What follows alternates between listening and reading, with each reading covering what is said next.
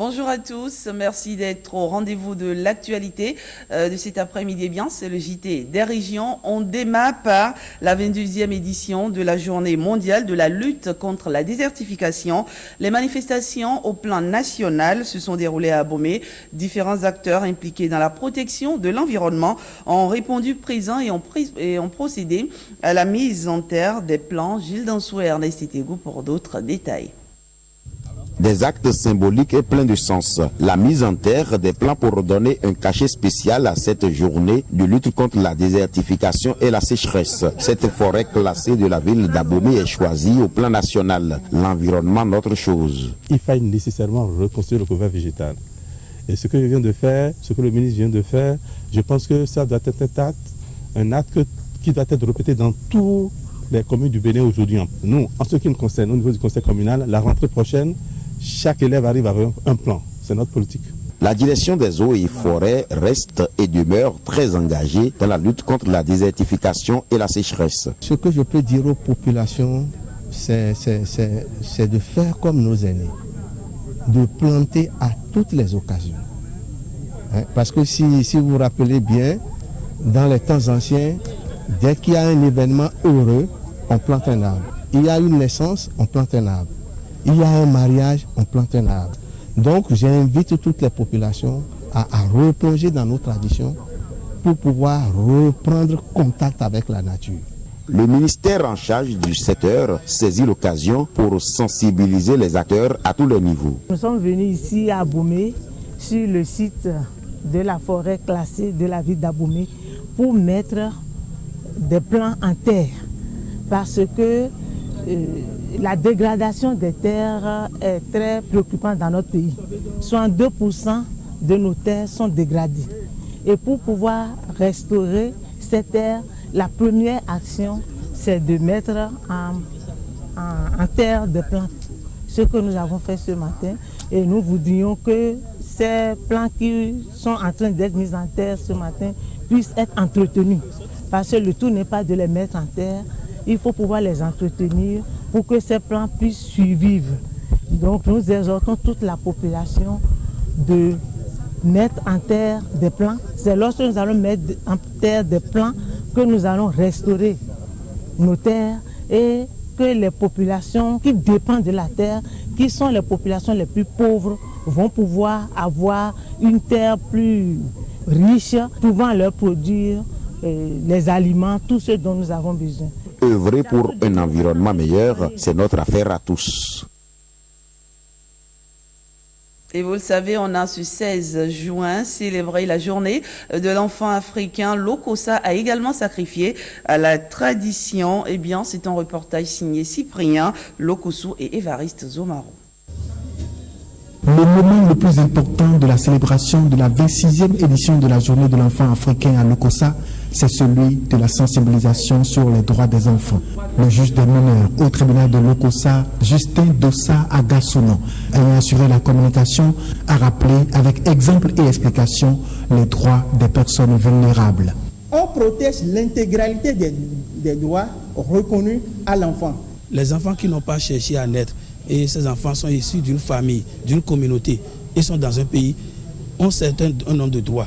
Droit à l'alimentation, droit à la sécurité, droit à l'école, droit à la santé. Mais on a remarqué que ces droits sont bafoués. Ces droits sont bafoués par les vrais acteurs et même les parents. L'unité de programme de plan international Bénin donne une place importante au combat de la protection des droits des enfants dans ses activités.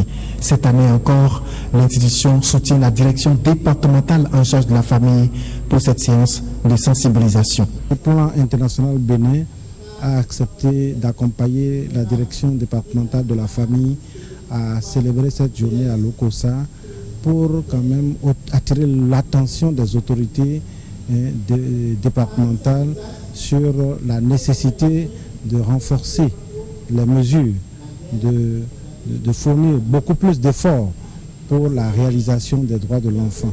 Conflits et crises en Afrique, protégeons le droit de tous les enfants. Ce thème retenu pour cette 26e édition de la journée de l'enfant africain est une plaidoirie à l'endroit des adultes. On fait à présent une escale à Porto Novo où nous retrouvons tout de suite Guillaume Aviano pour les nouvelles de Lomé et du plateau. Guillaume, bonjour à vous. Bienvenue aux nouvelles de cette fin de semaine des départements de Lomé et du plateau. Nous commençons avec une déclaration politique. Eh bien, un cadre de concertation vient d'être porté sur les fonds baptismaux à Porto Novo. Il s'agit du cadre de concertation des coordonnateurs communaux et locaux du président Talon. Se réclamant de ceux qui ont œuvré pour l'élection de l'actuel chef de l'État, les membres du dit cadre entendent travailler aux côtés du gouvernement de la rupture pour le développement de Porto Novo. Suivons ici un extrait de leur déclaration. 2 mois après la brillante élection du président Patrice Guillaume Athanase Talon à la magistrature suprême de notre pays, l'union des coordonnateurs communaux et locaux Patrice Talon de Porto Novo s'affirme.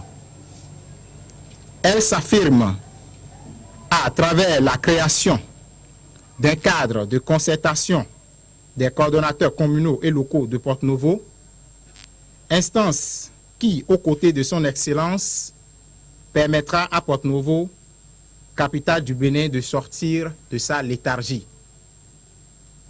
Elle s'affirme grâce à l'engagement de toutes les coordinations communales et coordinations de quartier des 5 arrondissements de Porto Novo, tout premier artisan de la rupture. Le chemin de la victoire a été long. La route semée d'embûches, nous avons lutté, nous y avons cru, mais le plus dur reste à venir. Le président Patrice Talon a placé son quinquennat sous le signe des réformes et c'est d'ailleurs à juste titre que les coordonnateurs communaux et locaux se tiennent disponibles après la conquête du pouvoir à l'accompagner. Agriculture à présent, 2 sites, l'un à Dangbo et l'autre à Corvey, pour le traitement et le conditionnement de semences au profit des producteurs de Lomé Plateau, mais aussi du Zoukoline. Les 2 sites qui doivent abriter sous peu des centres spécialisés à ces fins ont été officiellement remis aux entrepreneurs en charge des travaux en début de semaine par le Payavo. Un projet d'appui à la diversification agricole. Suivons le reportage. Une délégation de responsables du Payavo, le projet d'appui aux infrastructures agricoles dans la vallée de l'Ouémé, sur l'un des sites de construction de futurs centres de traitement et de conservation de semences. Cette délégation vient remettre officiellement les 10 sites, l'un à Dangbo et l'autre à Corvey, aux entreprises en charge de l'exécution des travaux.